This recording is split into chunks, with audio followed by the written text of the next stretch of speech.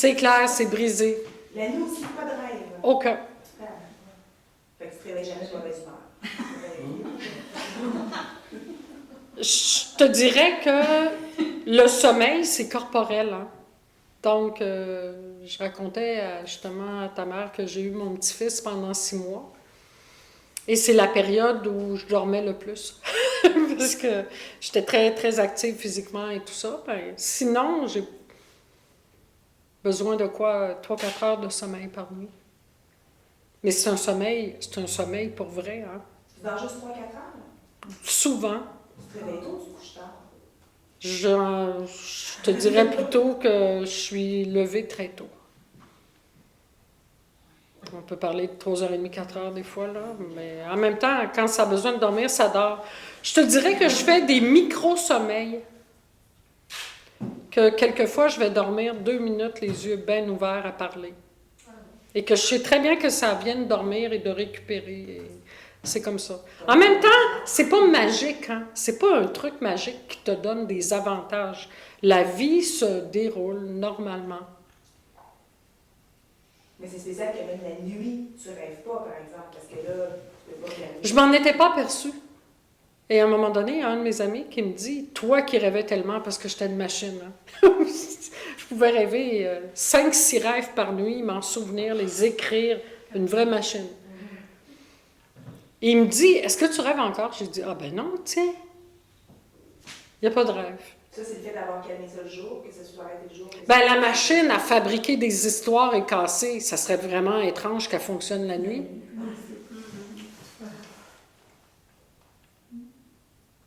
En même temps, c'est pas une règle non plus. Là. Ce que je te dis, c'est un témoignage. Donc, il n'y a pas de rêve la nuit. Il n'y a pas de surplus. Il n'y a rien à évacuer non plus. C'est donc... Il n'y a jamais un petit qui s'insère. Tranquille. Tu sais, le coup, là, pouf, non. T'es drôle! Non, mais il n'y en a pas, là. Il n'y en a pas. Et des fois, c'est comme... Ça dort vraiment, c'est comme blackout. D'autres fois, je sais que le corps dort et je l'entends dormir, hein, je l'entends respirer, mais il n'y a pas d'image qui viennent avec ça. Tu sais, il n'y a pas d'histoire, il n'y a pas de projection ailleurs. C'est tranquille en maudit. C'est-tu plat? C'est vivant. C'est vivant. Et ça, c'est une question qui revient souvent où les gens vont me dire « Oui, mais s'il n'y a plus tout ça, qu'est-ce qui reste? Hey, il reste la vie. » La vie. Pas la vie individuelle. La totale. Mais est-ce que la vie, c'est pas un mot réducteur? Qu'est-ce que c'est? Absolument. C'est pas la vraie vie, là, le mot vie quand on parle de la vie. Je suis à bout de mots.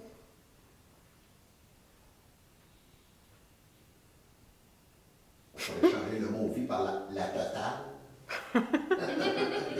La totale.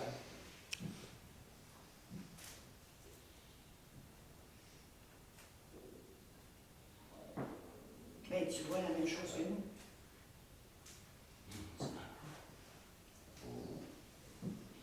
Qu'est-ce qu'il voit chez toi? Les yeux. Et voilà. Ben, la vision, ça vient du cœur.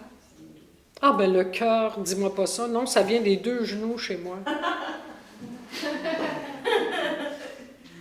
Il n'y a pas d'interprétation de ce que les yeux voient.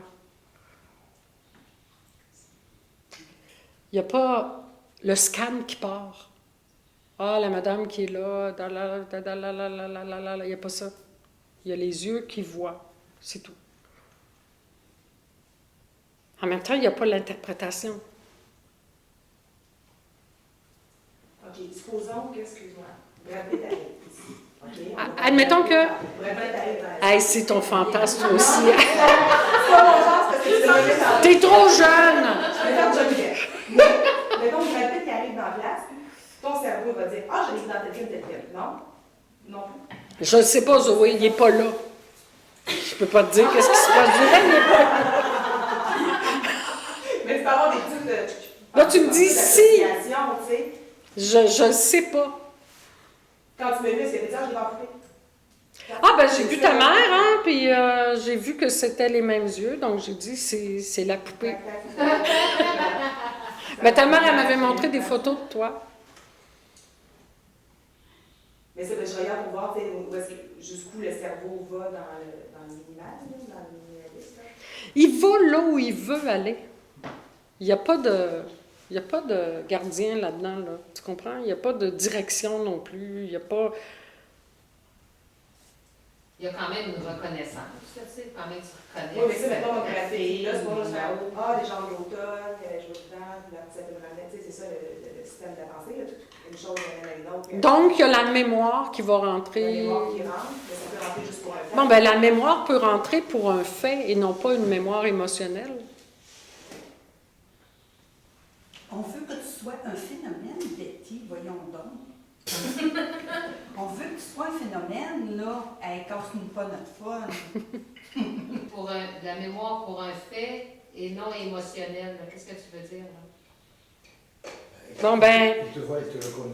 elle est entrée et tu m'avais montré les photos d'elle et je l'ai vue. Et la semaine d'après, c'était la semaine où tu as fait le truc à Cannes et ma fille elle m'a dit « Hey maman, il y a une Québécoise à Cannes déguisée en poupée, c'est incroyable, viens voir! » Et c'était elle.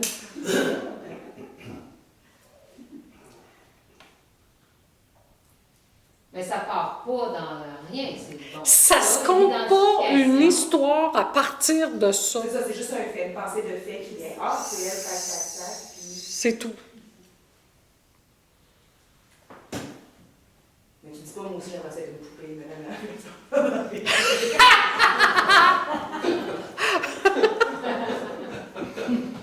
En fait, il n'y a pas non plus comme un jugement sur ce qu'elle aurait pu faire ou pas faire, ou ce qu'elle aurait dû, ou blablabla. Bla, bla. Ça aurait été Pas la du mémoire. tout. Ça aurait été la mémoire émotionnelle. La mémoire émotionnelle, si ça avait suscité en moi une émotion personnelle, où je me serais dit, soit, mais ça se fait pas, ce genre de choses-là, ou je me serais dit, wow, elle a du goût, cette fille-là, ou tal. Est-ce émotionnel ou Il n'y en a pas, il n'y a pas de réflexion. de conditionnement? Parce que là, il y a le conditionnement qui dit ça c'est bon, ça c'est pas bon, ça tu peux faire ça tu peux pas Ben faire ça, c'est un jugement mental, hein, c'est un jugement. Mais quand tu dis émotionnel, moi je l'entends plus. L'émotion, Conditionnement. de toute façon, l'émotion et le mental réactif C'est un jeu. sont collés ensemble, là. Sont vraiment collés ensemble. S'il n'y a plus de vieilles émotions chez le personnage, le mental réactif se met une balle dans la tête, il ne sert pas à rien. Alors c'est ton conditionnement Donc, qui implique tes émotions aussi. Ah ben oui. Pourquoi qu'on devient dépendant de conditionnement si c'est pas pour se protéger des émotions?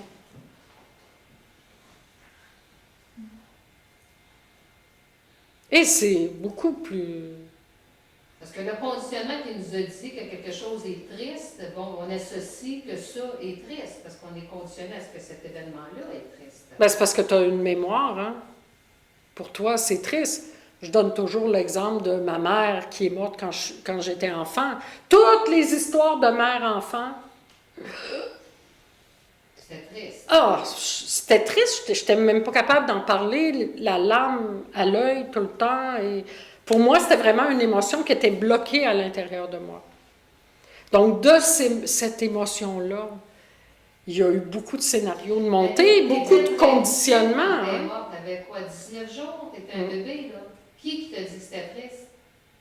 Ben, c'est qu'à 4 ans, quand j'ai su que c'était pas ma mère, la personne avec qui je restais, et cette personne-là, j'étais dans un milieu qui était très stérile, où il n'y avait pas de contact affectueux, il n'y avait rien. Tu sais, c'était comme une espèce de désert où j'étais un peu à part. Et quand j'avais su que c'était pas ma mère, c'est une petite fille à l'école qui m'a dit « C'est même pas ta mère! Ta mère est morte! » Je dis « Quelle chose étrange! » Quand je suis revenue, j'ai dit « Est-ce que c'est vrai que ma mère est morte? T'es pas ma mère? » Elle dit « Oui. » La première chose qui est venue a été « Tant mieux. J'aime mieux qu'elle soit morte que de penser que c'est elle. Tu sais, ce qui est venu sur l'instant, ça a été ça. Ça n'a pas été « Oh non, pauvre moi, psychologiquement, je ne vais pas m'en remettre. » Hey, j'avais 4 ans. Après, il y a eu plein de personnes qui m'ont dit ben, un enfant qui n'a pas de mère, et bla bla bla bla bla, et bla bla bla bla bla. Et là, ben, je me suis monté une histoire de victime de la vie. Et je me suis monté une histoire de guerrière qui allait avoir le dernier mot avec la vie. Parce que je suis beauceronne, hein, et les beauceronnes ont mauvais caractère. Oui. T'es beauceronne, toi aussi? Ah. Donc, je me battais pour changer ma réalité. Mais je gardais tout le temps cette histoire d'enfant abandonné pour justifier tout ce qui m'arrivait. Donc, ma vie de couple ne pouvait pas marcher parce que, qu'est-ce que tu veux, j'avais pas eu l'amour maternel. Tout ce qui pouvait arriver était justifié à partir de là. Je m'étais raconté une histoire à partir de là et j'étais identifiée à ce personnage-là. Je prétendais que ce personnage souffrant, c'était moi. Et je voyais tous les événements avec les lunettes du personnage que je croyais être.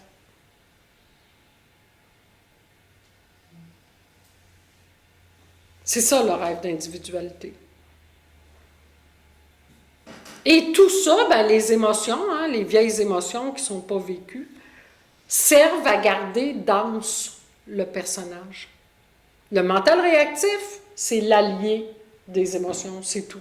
Les deux fonctionnent ensemble. Un ne peut pas fonctionner tout seul. Il y a des gens qui me disent « j'ai plus d'émotions ». Mais mon mental n'arrête pas. Ça ne marche pas là. Ça ne marche pas là. Les deux marchent ensemble. Et voir, c'est simplement avoir l'honnêteté de reconnaître qu'effectivement, c'est comme ça qu'on fonctionne.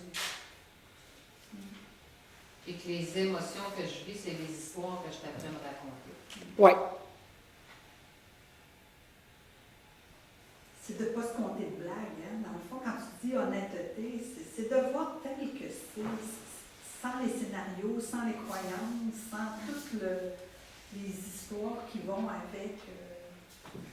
Tu sais, quand tu es enfant, là, moi je me souviens, à l'âge que j'avais juste écouté des émissions d'enfants, puis c'était pas long que je pouvais devenir une victime. Tu sais, tout porte à ça, à la tristesse,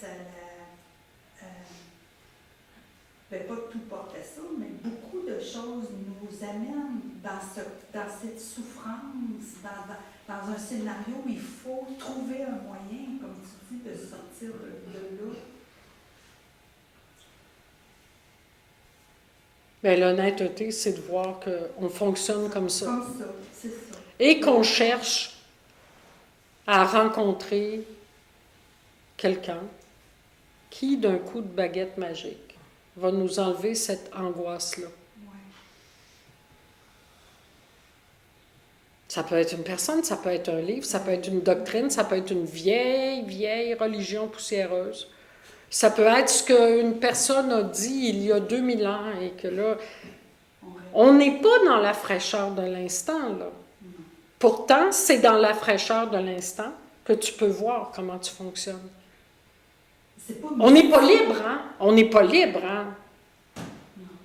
Mais pas du tout. Aussitôt qu'on devient un petit peu vulnérable, on a peur. C'est pas mystique, c'est pas spirituel et c'est pas ésotérique non plus. C'est clair, ça? C'est naturel, simple, simple. Ce qui se passe dans le moment. Et de voir comment on est toujours en train de discuter et de voir comment on est toujours en train de vouloir changer ce qui est là devant nous. C'est ça. Et de voir comment on s'imagine des choses continuellement.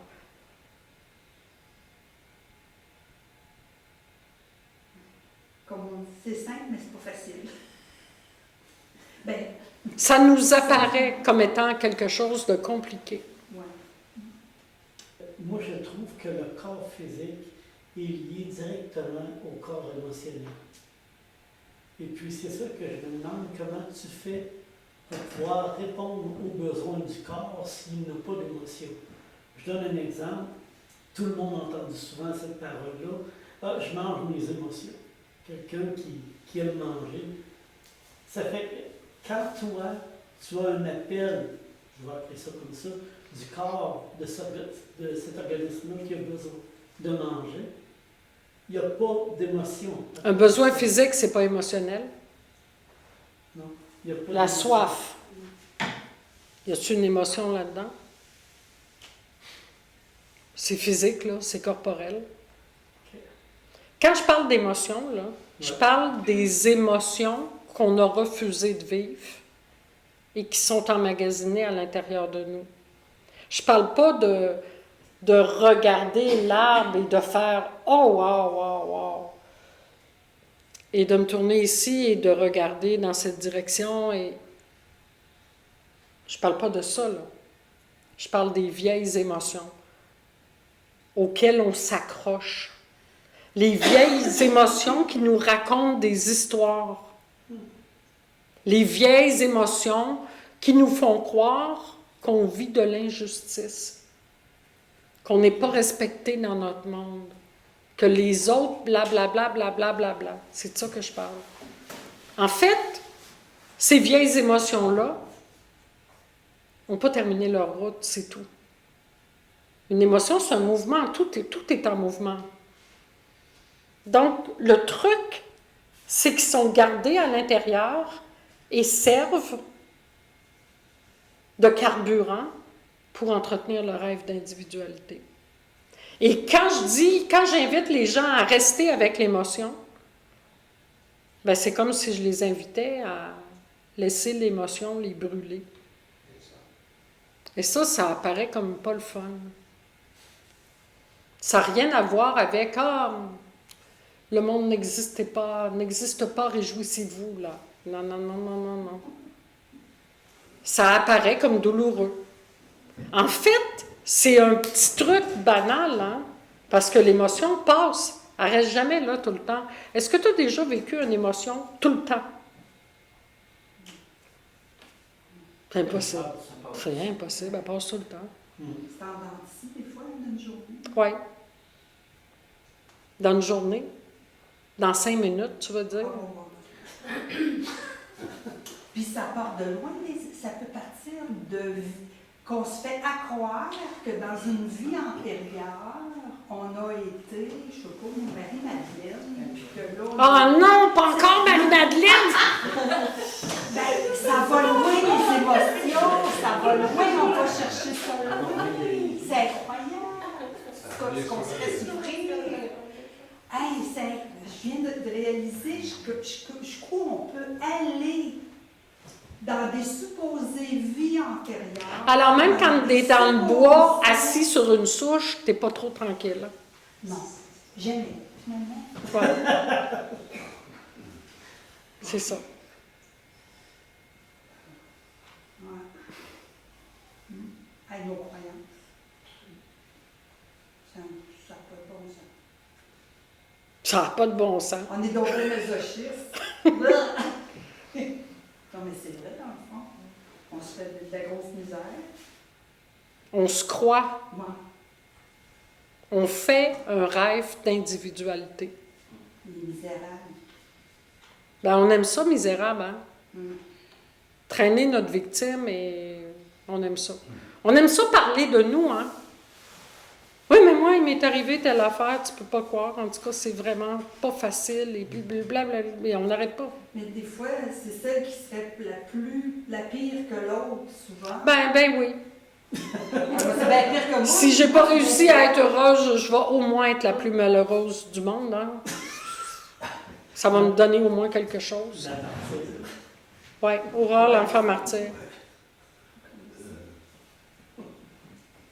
En même temps, c'est intéressant de voir qu'on fait ça. Hein?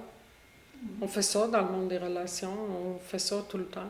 On fait ça sans rendre compte. C'est un conditionnement. C'est un conditionnement. Un conditionnement, c'est pas volontaire. Hein? Ben, les saints étaient des martyrs. Ah non, pas les saints! Les saints étaient des martyrs, mais on a ça en nous quand même, là.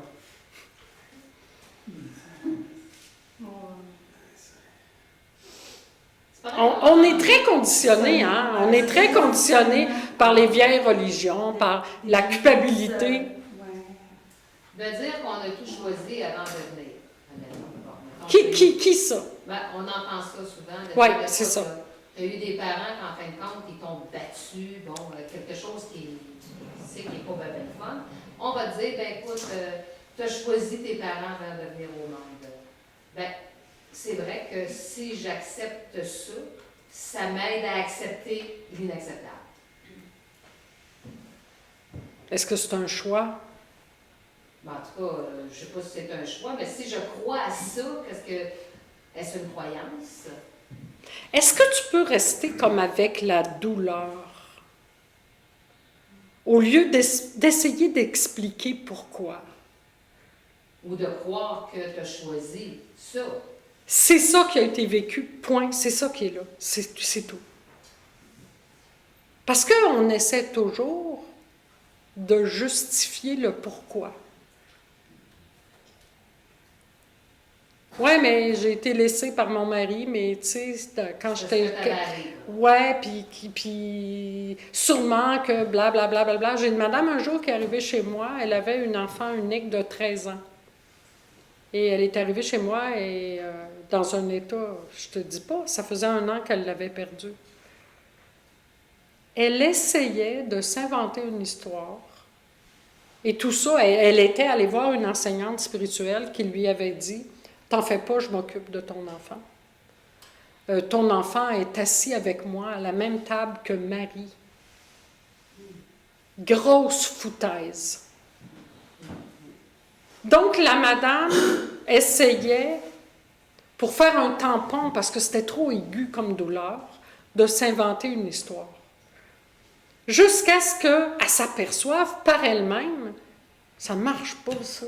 Si mon enfant était à quelque part, c'est avec moi qu'elle communiquerait, et non pas avec une enseignante qui vit là-bas, là, qui a l'air de connaître quelque chose, et avec Marie qui est... Elle l'a vu par elle-même. Et elle a dit, ça me ramène à la douleur, mais j'aime mieux me taper cette douleur-là que de me faire accroire ce genre de truc. Bien, ça, c'est énorme. Et encore là, qu'est-ce qui crée? Mais on le fait tout le temps. Qu'est-ce qui fait qu'est-ce qui créait la douleur? C'est que son enfant était décédé. Mais est-ce que c'est parce qu'on n'accepte pas ça? C'est la résistance, effectivement. Si on acceptait que, bon, qu'est-ce que tu veux, on ne sait pas quand est-ce que ça va être, on sait qu'on va tout partir. Oui, mais ça, c'est facile à dire. Si ta belle Zoé se fait frapper en sortant d'ici, on en reparlera. C'est ça, exactement. Alors, la madame est restée avec une douleur... Avec une douleur vraiment aiguë, là, la petite fille, elle s'est fait frapper par l'autobus scolaire devant elle. Et, tu sais, c'est vraiment un choc.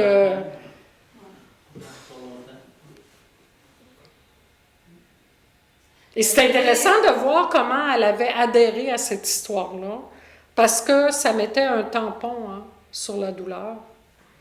Puis c'est correct, tu sais, c'est correct, là. Oui, mais est-ce qu'on n'a pas été conditionné aussi à ça? Parce qu'elle me racontait, ça, le pigeon là, qui s'était tué devant toi dans l'autobus, puis les autres pigeons ont continué à manger autour. Là. Les autres pigeons ne se sont pas souciés qu'il y en avait un qui venait d'être écrasé, ils ont continué à manger. Rien à nous, vraiment. Oui, mais c'est parce que vous n'êtes pas des pigeons, mesdames, vous êtes des filles. On n'est pas Donc, des des filles puis des pigeons, ça ne marche Mais pas de la est-ce même que c'est façon. parce qu'on était conditionnés autrement? Ben, c'est parce qu'on n'est pas, on est des êtres humains, on n'est pas des pigeons, c'est tout. Je suis pas d'accord. Non. Les chevreuils, c'est pas la même chose non plus. Les oiseaux non plus. On a beau prétendre, ah, moi je parle avec les oiseaux, regarde. Mais les Tibétains, eux, ils vont... Ah, les Tibétains, c'est-tu des êtres humains? Oui, Ben oui. mais justement... je le confirme, oui, mais me semble. Mais oui,